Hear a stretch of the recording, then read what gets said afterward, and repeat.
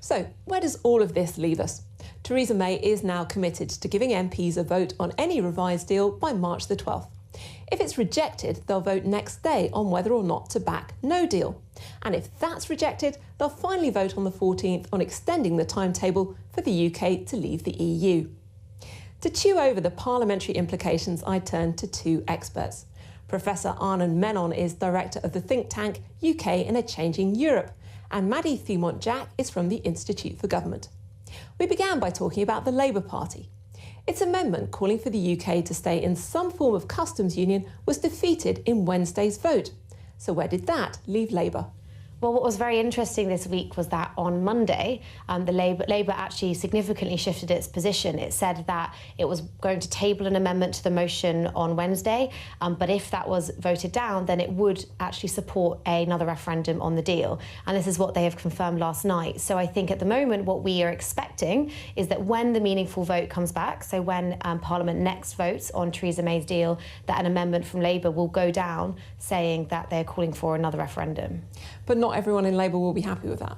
That is true, and I think that's the sort of key bit, is that Labour might table an amendment saying that, and they might whip their party in favour of voting for it. But whether all in the party will obey the party whip is yet to be seen. And so I think that we shouldn't necessarily jump a step forward and presume there is a majority in the House of Parliament House of Commons, for another referendum. I think that still remains to be seen, because I presume you'd have to get quite a few Conservative MPs on side if you wanted to pass that amendment.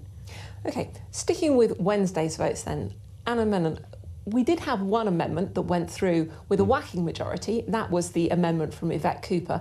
Essentially, that really put in black and white the promises that Theresa May had made, that MPs would get a vote on her deal and then possibly on no deal and then on extending the timetable.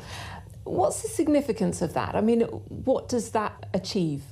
Well, I mean, part of it, I think, was just plain fun for Yvette Cooper, because she just took a real delight in taking her old adversary, because, of course, she was Theresa May's shadow as Home Secretary, and saying, we're just going to hold you to what you've said, if that's all right. We're going to put an amendment through to make sure that you don't resile on the promise you made to Parliament. So there's that element of theatre about it. But I think it was also a good opportunity for Labour to show that its whipping operation still works.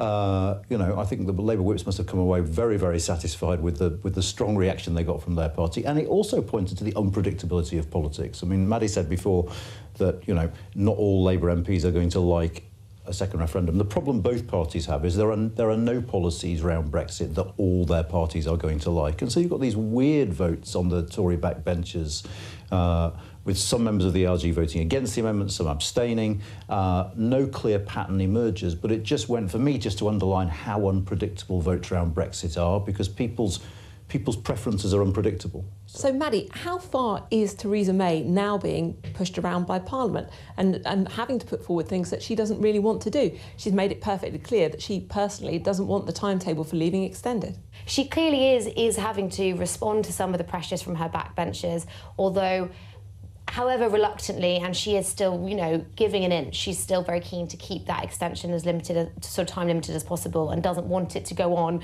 for sort of beyond June into the rest of the year. How is all of this being seen in the EU? What are they making of what's going on in Parliament? Well, I think you can't deny there's an element of bafflement as people look in on us and see what's happening, because nothing much seems to be decided, and indeed nothing has been decided. I think the EU have reached the point where they want this deal to go through, and they're willing to make limited concessions to help the Prime Minister if they think she's able to get this deal through. Now, one of the interesting questions that we don't know the answer to is this: should the Prime Minister, and it's absolutely certain she'll have to, even if her deal passes, we will need an extension to the Article 50 process to get the necessary legislation on the statute book. People in Brussels have been saying, we're happy to give you an extension for a reason. So if you've agreed the withdrawal agreement and you just need to put the final legislative touches in place, that's absolutely fine.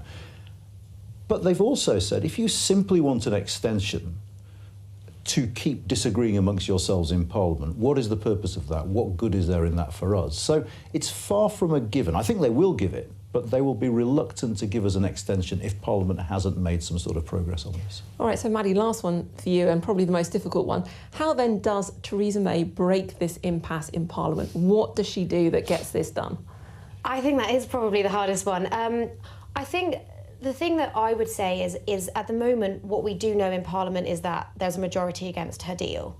What we don't know is what there is a majority, sort of what alternative there is a majority for. You know, there was an amendment passed at the end of January which said that you know, if there were alternative arrangements found for the backstop, then people would support her deal. But it's really unclear what that exactly is. And I think that is a challenge for Theresa May, actually, in terms of bringing something back that she knows that her party will support. And so basically, I'm slightly avoiding answering your question because I don't think there is an easy answer to it. And I think that is her challenge, is how she gets both sides of her party on board. Or if she can't, how many Labour MPs that she can bring over to actually get the deal through at the end of the day. OK, we've only got a couple more weeks to wait. For the time being, Maddy Thimont Jack and Anna Menon, thank you both very much for coming onto the programme.